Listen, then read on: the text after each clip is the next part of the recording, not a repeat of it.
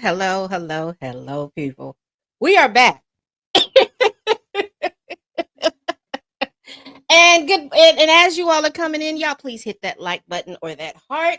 And if you're over at Twitch, you do what you do, but I understand it's called a bit.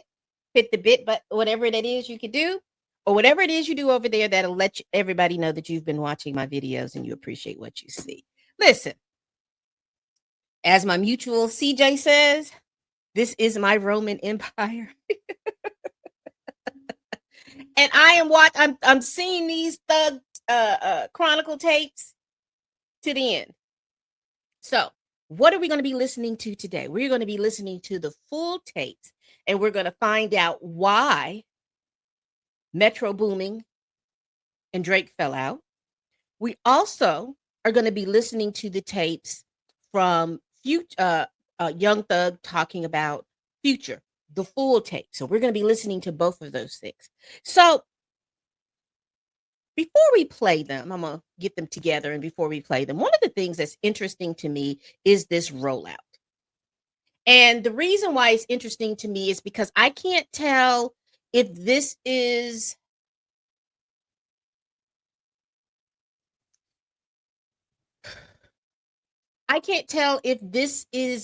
being malicious or if there's something else going on. You see what I'm saying? I can't really tell what this is. Now, I will tell you that the Drake and Metro Boomin tape is about 28 minutes long, and then the Future tape is about 12 minutes long. So, but we're going to go through in this live, we're going to go through both of them, and we're going to go over some other stuff as well, just some reactions to all of these different tapes. So we're going to go over that and go over these reactions to these tapes. But again, I can't tell if they are malicious or not. I do want to, before just get some perspectives. Let me see.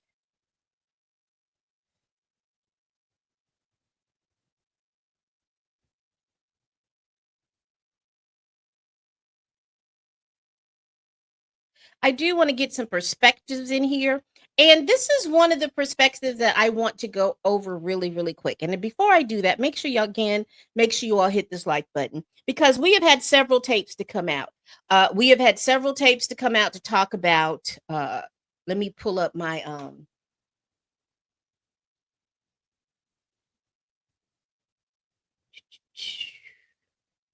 let me pull up my thumbnails. That'll be easier for me to see. So we have had tapes to come out that talked about Glorilla. We have had tapes to come out to talk about Gunna. We have had tapes to come out to talk about Andre 3000, J. Cole, the guy that runs quality control, Lil Baby, Andre 3000, Kendrick Lamar. We've had a lot of tapes to come out to talk about that. And that's what makes me think, like, is some of this calculated? Is some of this is there a reason behind why these tapes are coming out? So I want y'all to listen to Charleston White. Whatever. Give me 1 minute. I'm gonna put him up. I saw this on TikTok.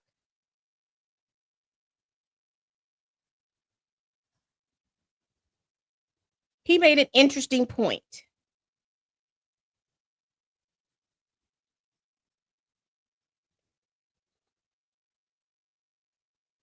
And before I show Charleston, here's the copyright disclaimer under Section 107 of the Copyright Act of 1976.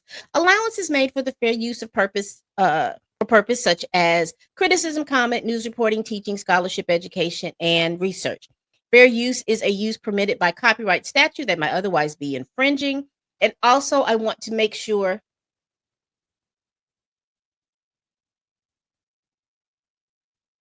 Also, I want to make sure that the views and opinions expressed in this video, they represent my own thoughts, concerns, and analysis. I don't know these folks. I just don't know these folks. I don't know them personally, nor do I know them professionally. And my opinions are not statements of fact. Let me add this to the stage.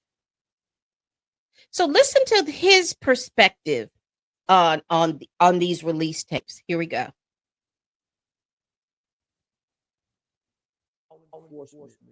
Individual group prosecutors that have decided to release these tapes. This is better than a conviction. Job well done. This is better. This is better than a conviction. You guys have single-handedly destroyed this criminal organization. They'll never have all flows together. And not only that, they've turned on one another, and they'll destroy themselves. Job well done, Fulton County, and Atlanta Police Department. Well done. This was clever. This was very clever. And you loved every minute of it. I loved every minute of it. Whatever law enforcement, individual group prosecutors that have decided to release these tapes. This is better than a conviction. Job well done. This is better. This is better than a conviction. All right, so you heard Charleston White. Now, when I heard that, at first I was like, what is he talking about? But he's saying that basically that someone's credibility being lost hurts worse than losing their freedom.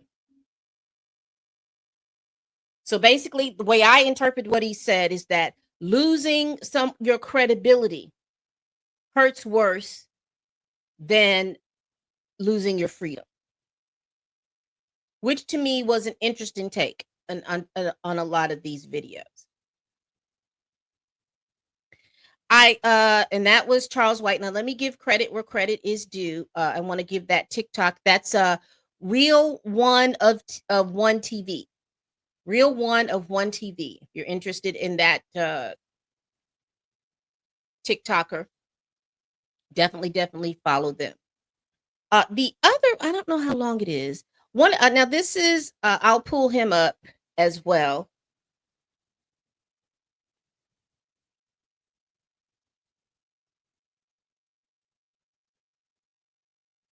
And this is TRVP Forever. He has another take on this as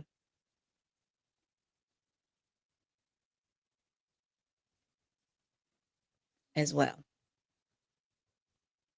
I thought was talking about Kendrick Lamar. He was saying how Kendrick Lamar is selfish because he doesn't do features with everybody, and he doesn't do this, that, and third. He'll never be as big as Drake. And why put nobody on? So then we get into the J. Cole phone calls where you talking about Cole, and you saying people don't really like his music like that, and the third, and never be bigger than Youngboy. Yet on top of being a producer on your biggest album, so much fun. And giving you the biggest record, the biggest feature on that album, on the London with Travis Scott as well. And bringing you on his KOD tour as a special guest, and you spoke nothing but highly of him, right?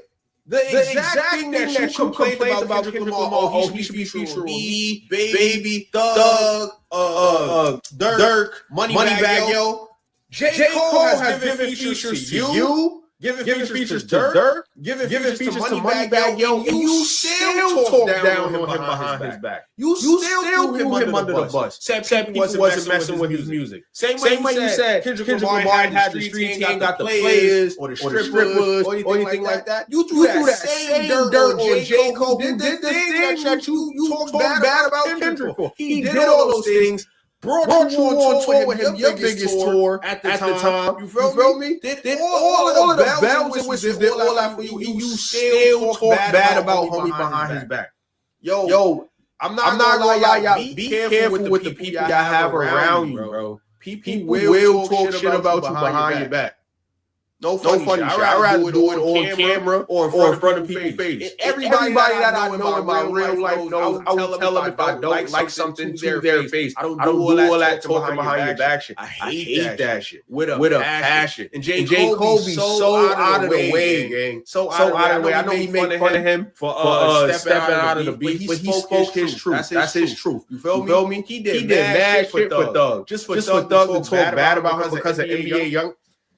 Man, listen, gang. You're damned if you do, damned if you don't. That's what y'all should learn about this, gang. J. Cole did all of the things that Thug complained about, and Thug still complaining about it. That's crazy, gang. How y'all feel about this, man? Let me know in the comments. Till next time, I'm out of here. You shitting me? Because when Young Thug was talking about Kendrick Lamar, he was saying how Kendrick. All right, so that was his perspective on that. And one of the things I think that I will piggyback on that perspective is, listen, you all are in when you talk about other rappers and you talk about doing songs and all this other stuff. It's some people can pull friendships from that, but mostly that's your associate. That's the person that you work with. You're about to work with songs and anything like that. So I wouldn't basically be very selective with the term friend.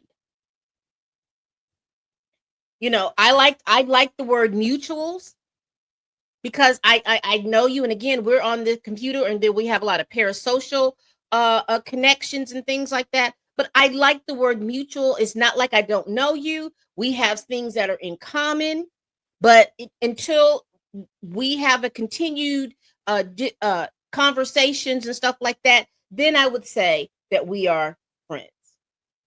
Okay.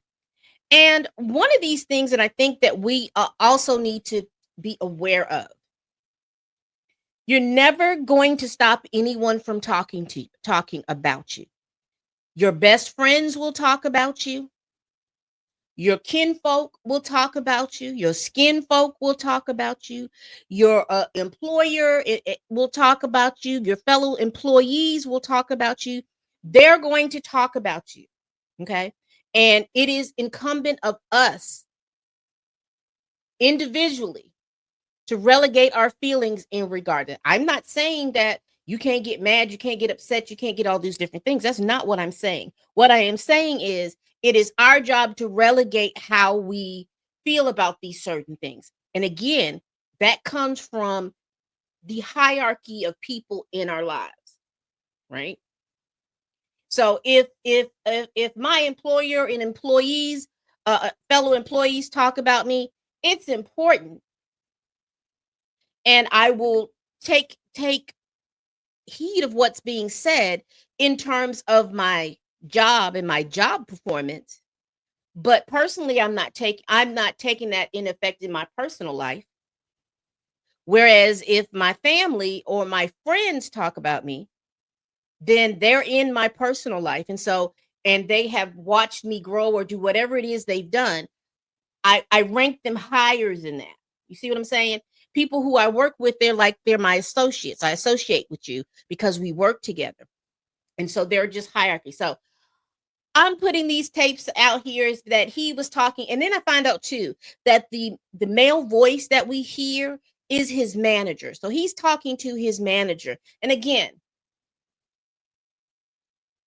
that is a phone call that, people say, well, it's protected. It's not. If he's calling on a jailhouse phone, it is not protected. Another thing I've heard, someone had messaged me and said, well, it's a recorded phone. We should be hearing the recording in there. I think that these things are edited. And so they just happen to get the stuff that's in between the person coming on saying, this is a recorded call. You have 3 more minutes on this call, or whatever it is they say on those calls. So I think it's edited. I have not seen anything that's saying that these are recorded calls from their personal phones. I haven't heard that to be the case. Now,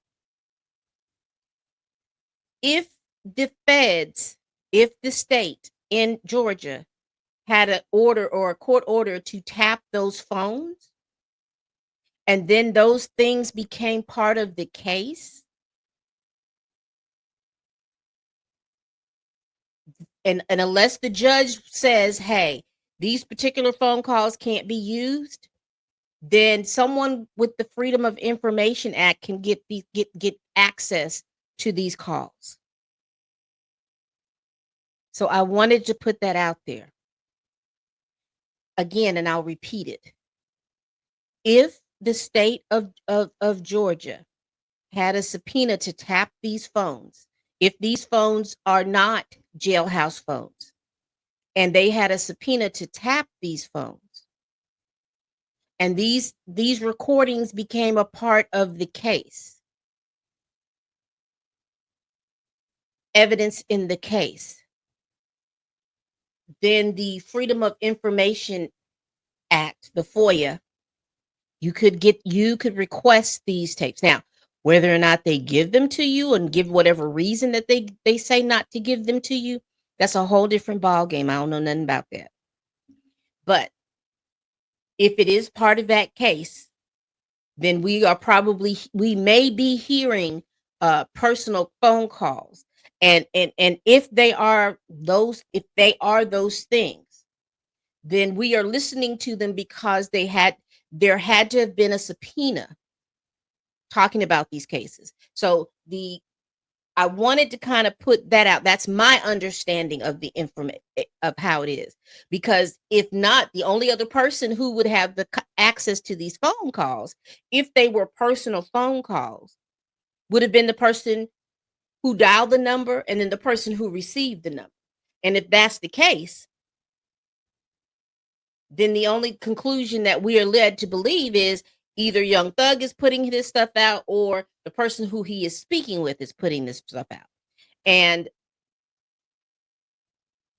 the people change in different situations because, you had who they designated the young woman that he was talking to, which was, they said it's Mariah the Scientist, that rapper. So everything is changing as to who he's talking to. So I wanted to put that out there because I think that that's important for us to kind of keep in the back of our minds as we go on and we listen to a lot of these tapes. So we're going to be listening to two. And as I said to you before, the one that he's talking about, Drake and Metro Boomin, the conversation had about Drake and Metro Boomin, that's about 28 minutes long. And the conversation held about Future is about 12 minutes long. So I wanted to give you all perspective that we will be listening to tapes and things like that are extensive. The ones that we listened to earlier today were snippets. And what's interesting to me is, I don't know if I played that. I did play it. That WAC 100 had the 28-minute tape. So we'll just continue to go. Because like I said, we don't know who is the person that's putting this information out, but we know that this information is out and we know that we're going to listen to it. Now, let me preface this Drake and Metro Boomin recording. Hold on just one moment, y'all. I'm going to preface it. So this is going to be information that we were figuring out and finding out in regards to why they were beefing, why the BBL Drizzy came out, why Metro shut your butt up and go back and make some Drake beats and all this other stuff. We were going on all over those different things, right?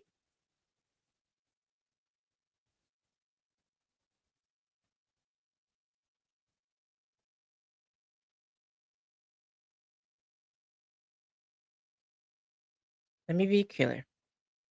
Let me put my trigger warning up. This live stream will be hinting or reviewing incidents of domestic violence.